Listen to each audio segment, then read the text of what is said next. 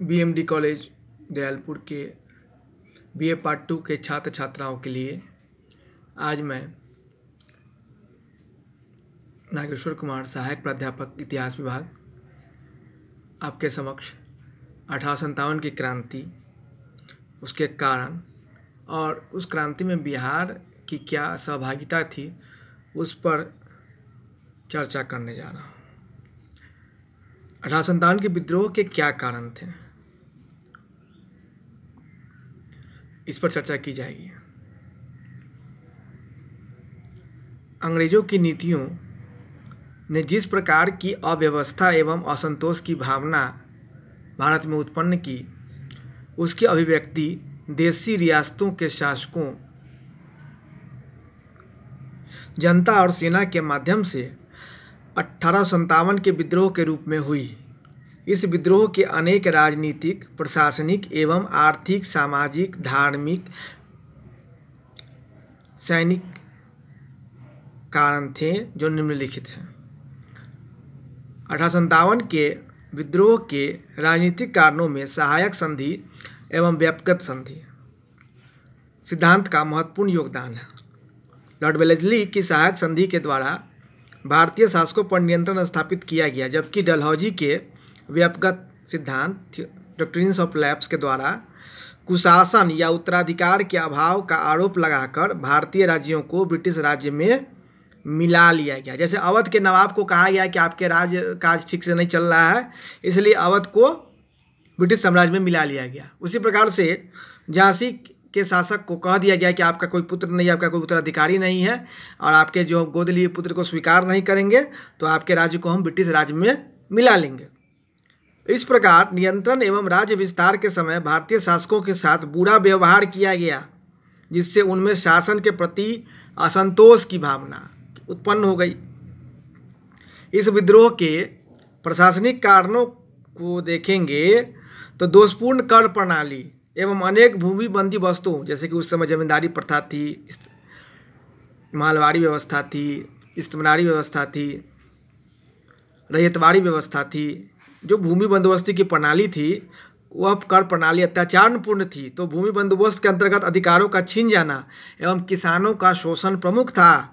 इससे अधिकार छीन जाने के कारण जमींदार वर्ग में और शोषण के कारण कृषकों में असंतोष की भावना जग गई थी। इस विद्रोह का कारण ब्रिटिश आर्थिक नीतियों में भी देखा जा सकता है। ब्रिटिश व्यापारियों के लिए, जो ब्रिटेन के कंपनी के व्यापारी थे, उन्हें मुक्त व्यापार करने की नीति लाया गया। वहीं भारतीय वाणिज्य व्यापार पर नियंत्रण स्थापित कर भारतीय उद्योग और ग्रामीण उद्योग धंधों को, कुटीर उद्योग को, शिल्पों को नष्ट कर दिया गया। इससे व्यापारी और शिल्पी वर्ग में क्या हुआ, असंतोष उत्पन्न हो गया कि भारत के जो छोटे मोटे कामगार, व्यापारी, मजदूर वर्ग थे, उनके काम को समाप्त करके फैक्ट्रियों द्वारा उत्पादित वस्तुओं को, विदेशों से बनी तैयार वस्तुओं को, इंग्लैंड से बनी वस्तुओं को भारत में भरना शुरू कर दिया गया।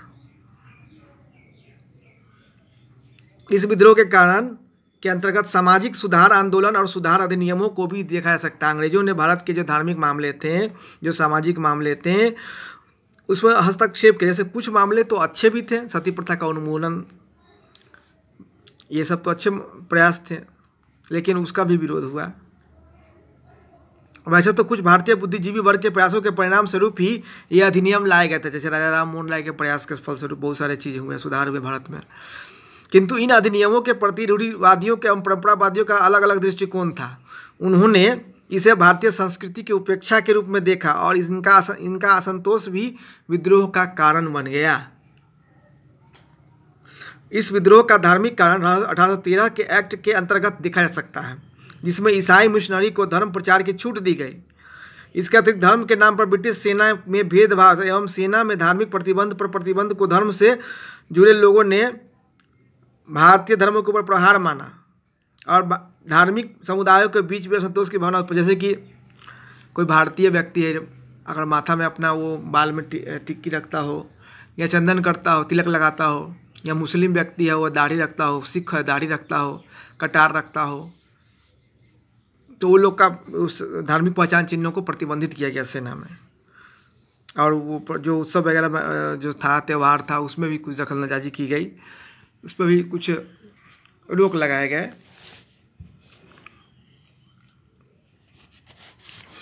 और जो सबसे बड़ा कारण था इसका, चर्बी वाले कारतूसों का प्रयोग। इस विद्रोह का सबसे महत्वपूर्ण कारण सैनिक कारण था, क्योंकि सैनिकों ने ही विद्रोह की शुरुआत की। सेना में नक्सलवाद की अभिव्यक्ति स्पष्ट रूप से थी। वेतन एवं भत्ते ब्रिटिश सैनिकों की तुलना में भारतीय सैनिकों को कम दिए जाते थे, लेकिन उनको काम अधिक करना पड़ता था। डाकघर अधिनियम में सैनिकों को भी डाक खर्च देने और जनरल सर्विस एनलिस्टमेंट एक्ट के तहत उन्हें बंगाल के बाहर एवं समुद्र के पार जाना अनिवार्य कर दिया गया। यानी अब उनको भी अपने घर पे चिट्ठी उट्ठी भेजने के लिए, पत्र भेजने के लिए स्टाम्प टिकट लगाना पड़ेगा। और अब उनको बंगाल से बाहर विदेश में भी या समुद्र पार अन्य देशों में भी युद्ध अभियानों में ईस्ट इंडिया कंपनी के साथ जाना पड़ेगा, उसका सहयोग करना पड़ेगा। इससे क्या हुआ, उनको लगा कि मेरा यह धर्म खत्म हो जाएगा, धर्म भ्रष्ट हो जाएगा, क्योंकि समुद्र पार जाना हिंदू धर्म में उस समय धर्म से बाहर हो जाना माना जाता था। ठीक, उसको धर्म से बाहर जाता था और उसका विरोध किया जाता था उस समय समुद्र पार करने को।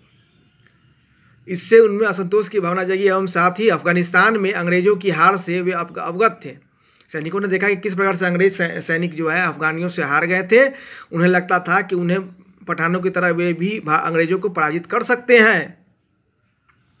1857 के विद्रोह के तात्कालिक कारण के रूप में एनफील्ड राइफल का प्रयोग किया जाना था। यही एनफील्ड राइफल, यह राइफल सैनिकों को ब्राउन बेस की जगह पर दिया गया था, जिसमें दांत से कारतूस को काटना पड़ता था। यानी अगर आपको राइफल चलाना है तो पहले उसमें कारतूस भरिएगा, तो कारतूस को खोलने के लिए आपको मुंह से पहले इसको खोलना पड़ेगा। इस कारतूस में गाय और सूअर की चर्बी लगी हुई थी।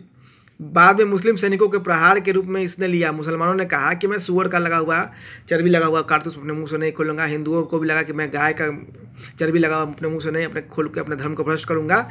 इसी मुद्दे पर मेरठ के सैनिकों ने विद्रोह के रूप में इसकी शुरुआत की। इस प्रकार उपरोक्त कारणों से 1857 के विद्रोह को जन्म दिया गया। इस कारणों में सैनिक कारण तात्कालिक रूप से अत्यधिक महत्वपूर्ण रहा, किंतु इस विद्रोह की पृष्ठभूमि राजनीतिक, आर्थिक, सामाजिक एवं सांस्कृतिक कारणों ने ही तैयार कर दी थी।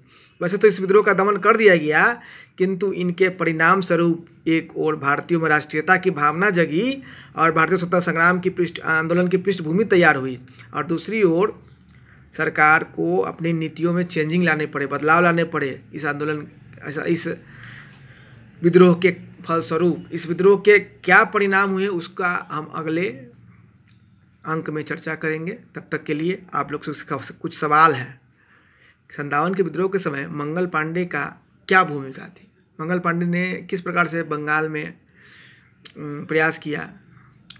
सबसे पहला जो हमारा क्रांतिकारी माना जाता है विद्रोही, मंगल पांडे को कहा जाता है सिपाही विद्रोह का।